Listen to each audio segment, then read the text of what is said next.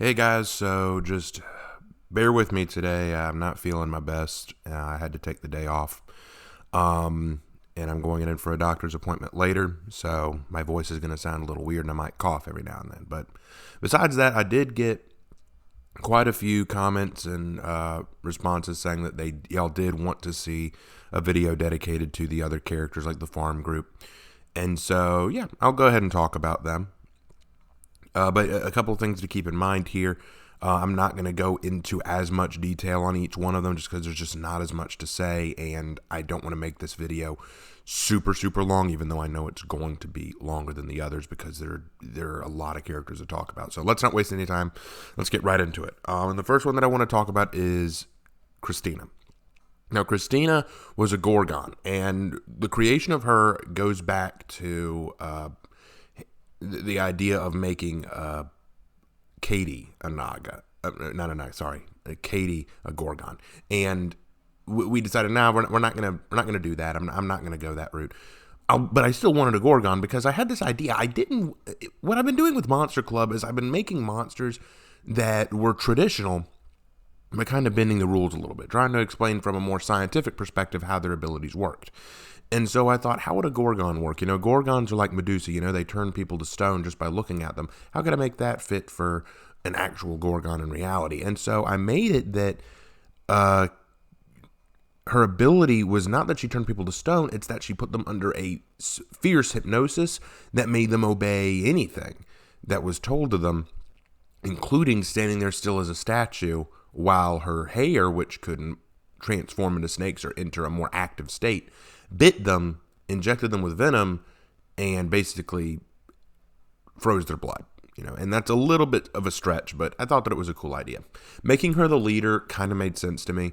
She's got this sort of biker girl look, and when you read her backstory, you know why. She's hard, she's tough, and unlike any of the other characters, she has more experience living in the human world as a monster. In fact, for a while, she totally coexisted without much problem. She just kind of adopted the persona of a punk girl.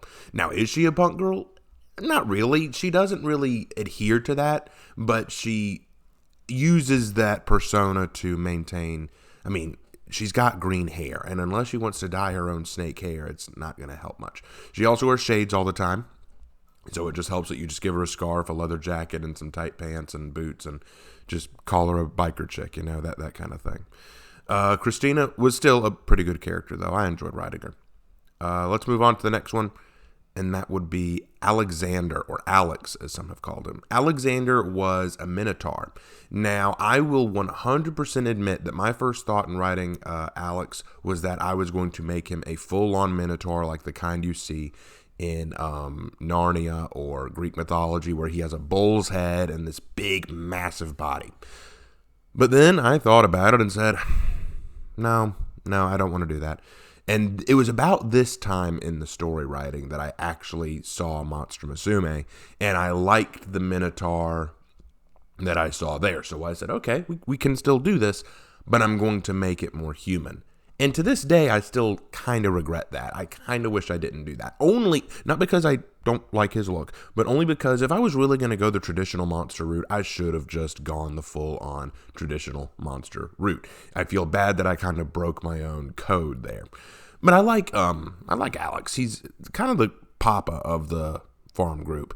He owns the farm that they live on. He takes care of it. He looks after it, but he isn't the leader. Again, it's one of these cases of he might be the strong one, but he does not want to be leader. In his eyes, he's just, hey, this is my farm, I'm looking after it. And you got to respect that. So Alexander's very a laid-back fella. If you've ever read the children's book Ferdinand the Bull, that's Alex. He's just not really a big fan of taking things too seriously. He's big, he's strong. He could probably bench press a tractor, but he doesn't want to.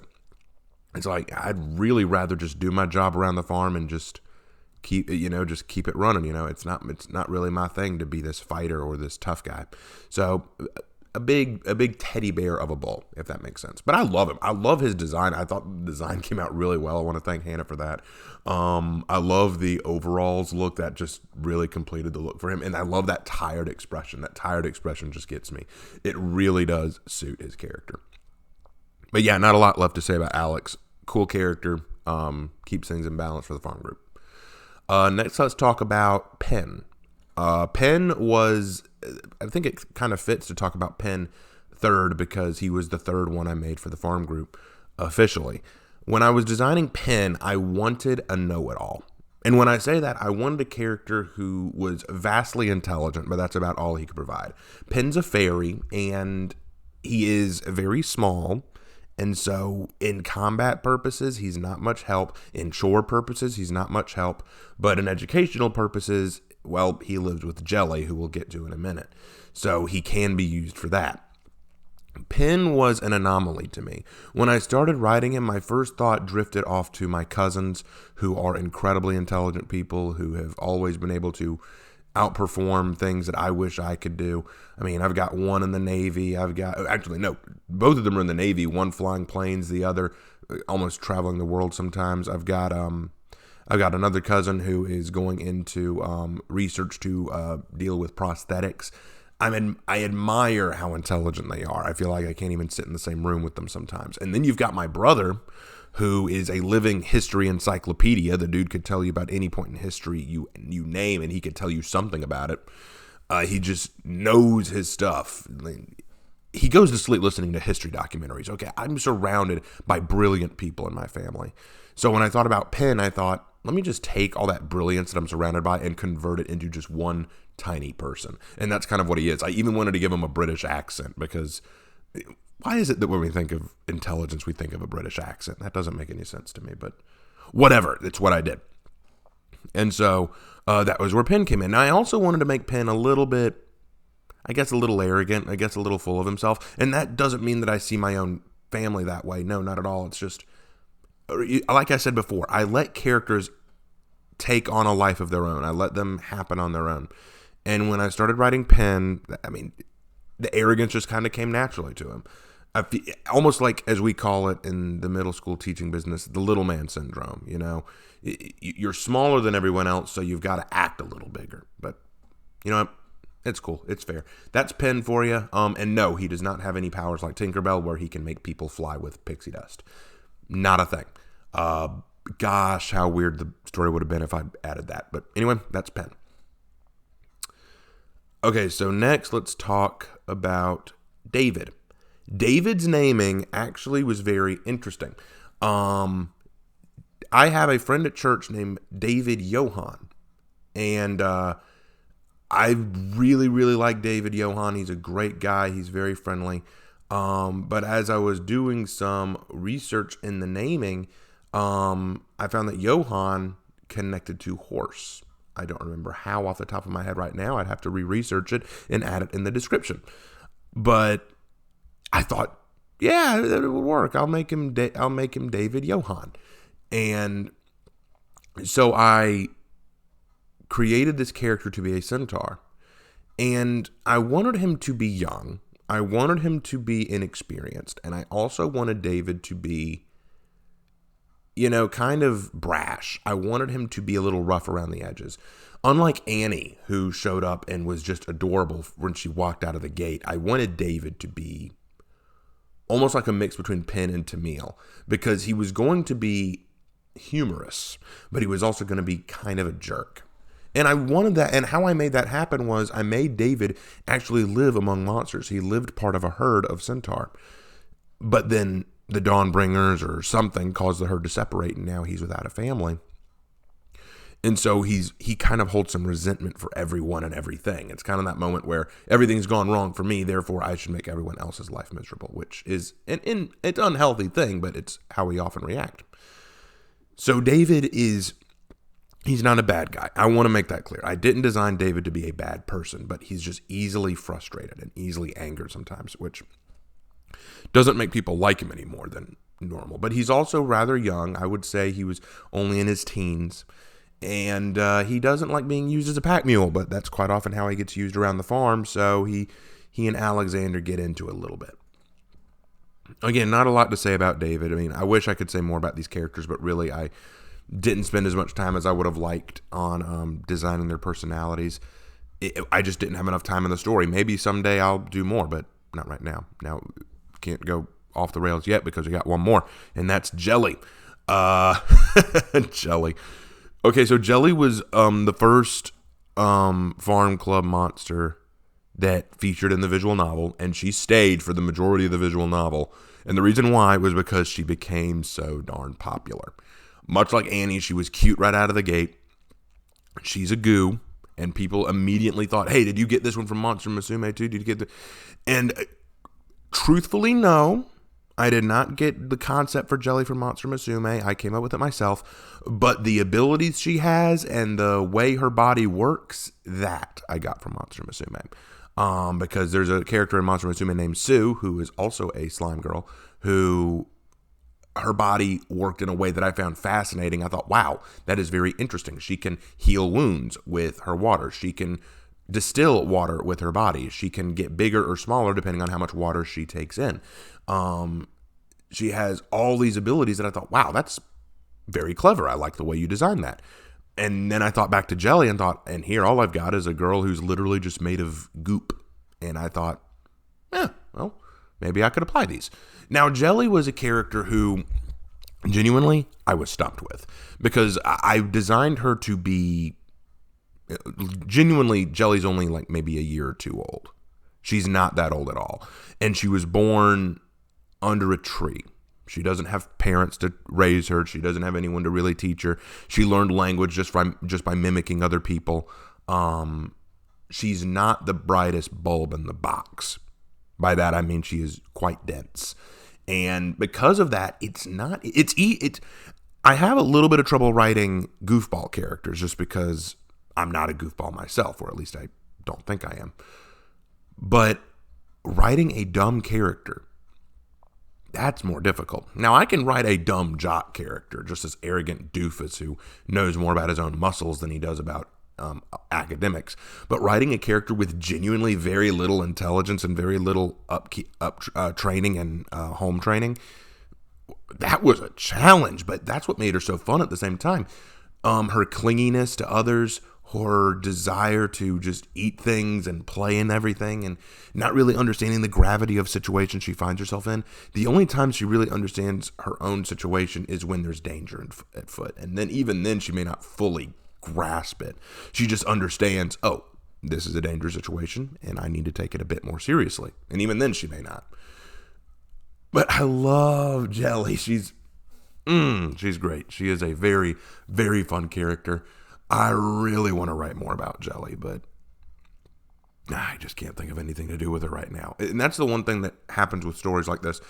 You come up with a great idea. You want to go places with this idea, but you're worried that if you do and you don't have any real plan in mind, it's just going to go off in the weeds and you have nothing.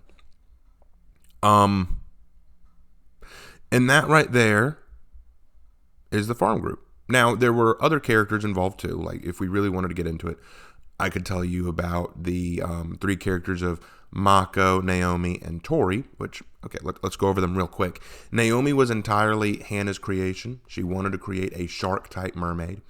And when I was writing out Naomi's character, I made her a part of Calypso's school so that they knew each other, and that created a power dynamic between the two.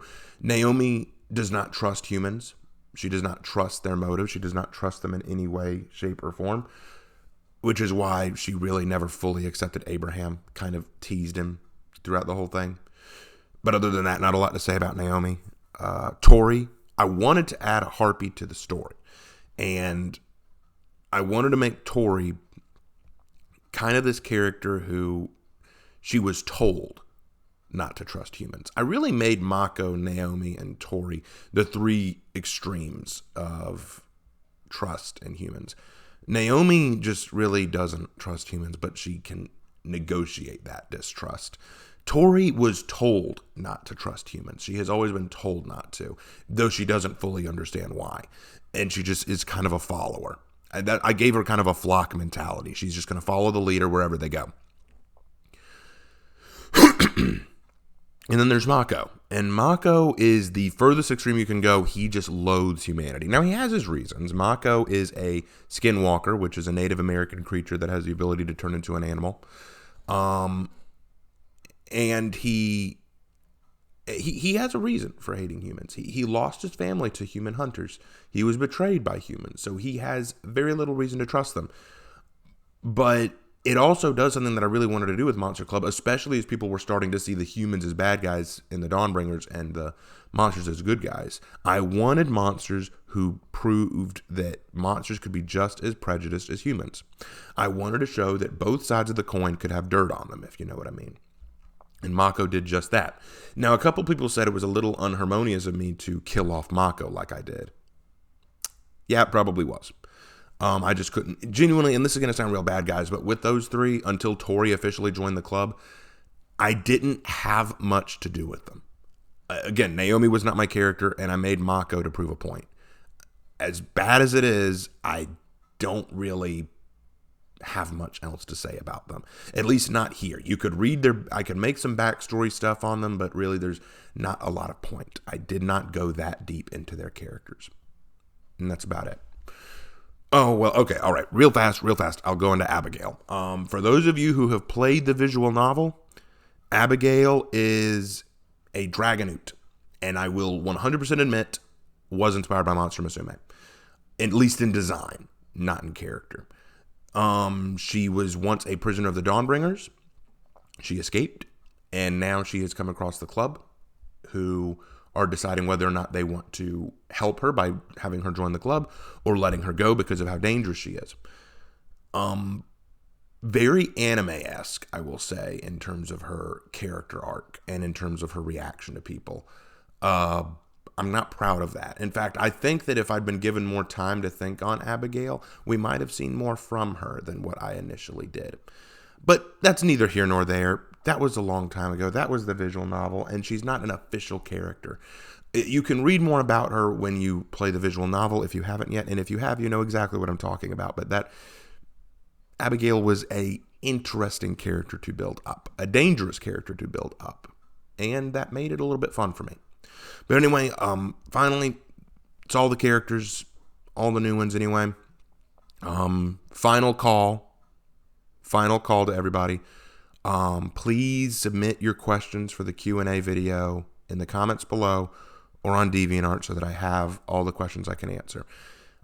Please do that. All right. So anyway, I'm going to go rest up, and I will talk to y'all in the next video, or if I upload something new to DeviantArt in that time. Later.